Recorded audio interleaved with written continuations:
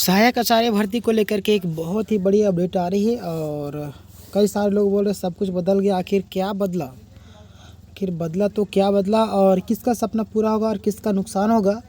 एक नया फैसला, ऑफिशियल ऑर्डर, क्या बातें निकल करके सामने आ रही है, हम लोग डिटेल में चर्चा करेंगे। लाइक कर दीजिए सबसे पहले और सब्सक्राइब नहीं किए होंगे सब्सक्राइब करिए, ठीक है। तो चलिए हम लोग स्टार्ट करते हैं।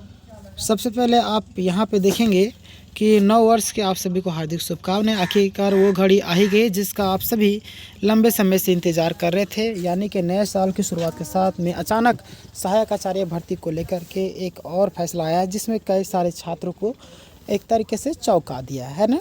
अब देखिएगा इस वीडियो में हम लोग उन सभी अभ्यर्थियों के लिए ये जो वीडियो है काफ़ी ज़्यादा महत्वपूर्ण है जो भर्ती प्रक्रिया से जुड़े हैं, और ये वीडियो अंत तक ज़रूर देखिए क्योंकि उसमें उठने वाले लगभग सभी सवालों के जवाब विस्तार से दिए जाएंगे। नया साल, नया झटका या तोहफा। सबसे पहला सवाल यही उठता है कि क्या ये जो फैसला है ना, झटका है या फिर आप सभी के लिए तोहफा है ना। तो ध्यान दें, किन अभ्यर्थियों को नुकसान होगा और किसका सपना पूरा होने वाला है, आखिरकार फैसला क्यों लिया गया, सबका जवाब मिलेगा। सबसे पहले प्रश्न यहाँ पे आ गया कि आदेश किसके आधार पर जारी हुआ है। ये जो आदेश है किसके आधार पर जारी हुआ, तो यहाँ पे आप सभी देखेंगे कि सहायक आचार्य से जुड़ा यह आदेश है ना। निदेशक प्रारंभिक शिक्षा, स्कूली शिक्षा एवं साक्षरता विभाग, रांची के पत्र के आधार पर जारी किया गया है ना। क्लियर। अब देखिएगा आप यहाँ पे कि यह आदेश पत्रांक 2298 दिनांक 23/01/2025 के संदर्भ में है। इसके पहले दिनांक 9/1/2025 को जिला शिक्षा स्थापना समिति की बैठक आयोजित की गई थी जिसमें सहायक आचार्य के पदस्थापन से जुड़े कई सारे बिंदुओं पर चर्चा हुई थी है ना। और देखिएगा पदस्थापन आखिर क्यों किया गया, मतलब कि किया गया था बट रद्द कर दिया गया। आखिर क्यों कर गया? बैठक के बाद यह निर्णय ले गए थे कुछ स्थानों पर सहायक आचार्य का जो पदस्थापन है वो गलत तरीके से किया गया है ना। ये निर्णय लिया गया कि गलत तरीके से किया। बहुत सारे आपको पता होगा पैसे का लेन देन का आरोप लगा था और भी कई सारे आरोप लगे थे जिनके कारण मजबूरन में इन्हें पदस्थापन को रद्द करना पड़ेगा है ना। अब देखिएगा आपको इसी कारण अस्थायी रूप से किए गए पदस्थापन को तत्काल प्रभाव से रद्द कर दिया गया। अब अस्थायी रूप से कार्यरत शिक्षकों का क्या होगा, सबसे बड़ा सवाल। तो यहाँ घबराने की कोई भी ज़रूरत नहीं है। जिन सहायक आचार्य को पदस्थापन रद्द किया गया है उन्हें संशोधित पदस्थापन आदेश जारी होने तक पूर्व में जो भी विद्यालय में वो कार्यरत है वहीं पे पुनः प्रतिनियोजित किया जाएगा है ना। यानी कि अभी देखिए जब तक आपका क्लियर नहीं होगा अगला पदस्थापन तब तक के लिए आपको उसी जगह में काम कीजिए जहाँ पे आप फिलहाल के लिए काम कर रहे हैं ना। ये बातें निकल कर सामने, यानी कि जब तक नया आदेश नहीं आता सभी शिक्षक अपने पुराने कार्यस्थल पर ही काम करते रहेंगे, जो भी आपका पुराना कार्यस्थल है।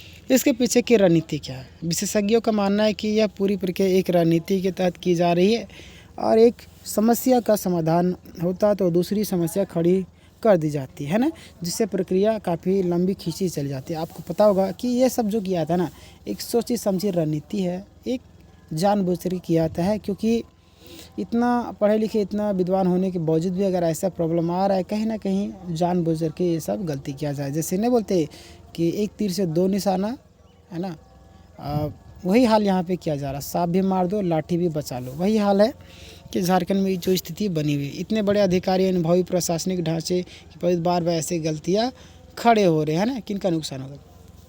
इस फैसले से जिन अभ्यर्थियों को अपने नज़दीकी प्रखंड या क्षेत्र में पोस्टिंग मिली थी उन्हें नुकसान होगा। जाहिर सी बात होगा क्योंकि उनका नज़दीकी था और उनका सपना क्या होगा, टूट जाएगा।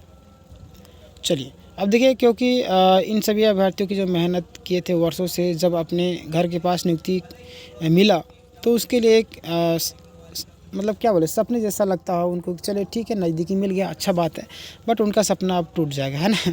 किसका सपना होगा पूरा? दूसरी तरफ यदि पदस्थापन पारदर्शी और निष्पक्ष तरीके से किया गया तो बहुत से अब अभ्यर्थियों को नज़दीकी क्षेत्र में दोबारा मौका मिलेगा, इनको सबसे पहले फ़ायदा मिलेगा है ना। अब देखिए इसीलिए कहा जाता है कि यह फैसला कुछ के लिए नुकसानदायक है लेकिन कईयों के लिए उम्मीद की नई किरण भी है ना।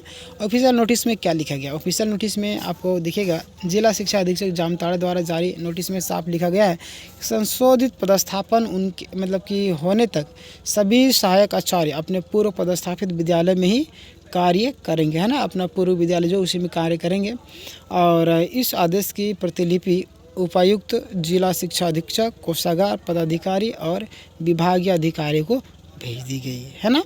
अब निष्कर्ष के तौर पर हम लोग बात करें तो फिलहाल यह स्थिति है कि पदस्थापन अगले आदेश तक यानी कि आदेश तक रद्द कर दिया गया है। पुरानी पोस्टिंग पर ही आपको कार्य करना होगा। नए संशोधित आदेश आते ही जैसे ही कुछ होगा मैं आपको अपडेट कर दूंगा। अभ्यर्थियों के लिए सलाह है कि आप वहाँ से दूर रहिए।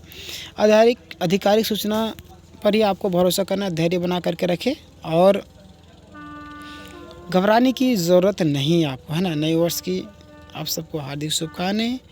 जिस उद्देश्य से आप शिक्षक बनना चाह रहे हैं वो आपका पूरा हो। सरकारी स्कूलों की जो आपको शिक्षा व्यवस्था है कितनी ख़राब है ये तो आप सभी जानते हैं, उसे आपको सुधारना है ना। वीडियो आपको अच्छे लगे तो वीडियो को लाइक कीजिएगा, शेयर कीजिएगा। अगर आपने अभी तक सब्सक्राइब नहीं किया तो सब्सक्राइब कर लीजिएगा, ठीक है। मिलते हैं नेक्स्ट वीडियो में, तब तक के लिए धन्यवाद।